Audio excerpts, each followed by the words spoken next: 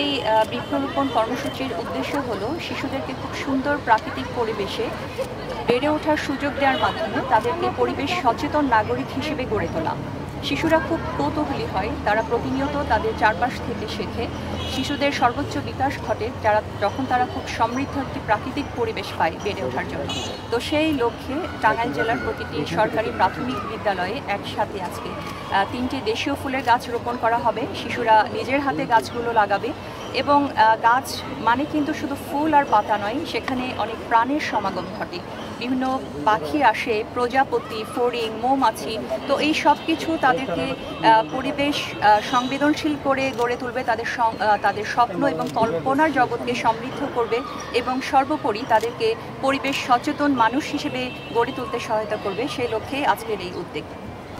আজকে একসাথে 1623টি স্কুলে প্রায় 5000-এর মতো গাছ রোপণ করা হচ্ছে।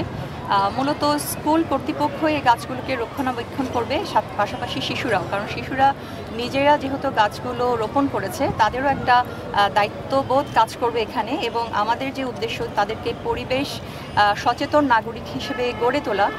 তো আমার মনে হয় যে শিশুরাও বেড়ে উঠবে একই সাথে গাছেরাও। এবং আমাদের সামনে আরও পরিকল্পনা আছে যে যতগুলো শিক্ষা প্রতিষ্ঠান রয়েছে টাঙ্গাইলে সবখানে এই ধরনের উদ্যোগ নেওয়া, পাশাপাশি এলাকা ভিত্তিক বিভিন্ন রাস্তার দুপাশে এ ধরনের বৃক্ষরোপণ করা। টাঙ্গাইল ইতিহাস এবং ঐতিহ্যে সমৃদ্ধ আমরা জানি, তো এখন প্রাকৃতিক সৌন্দর্যে সমৃদ্ধ জেলায় যেন উন্নীত হতে পারে সেই লক্ষ্যেও আমাদের এই আয়োজন।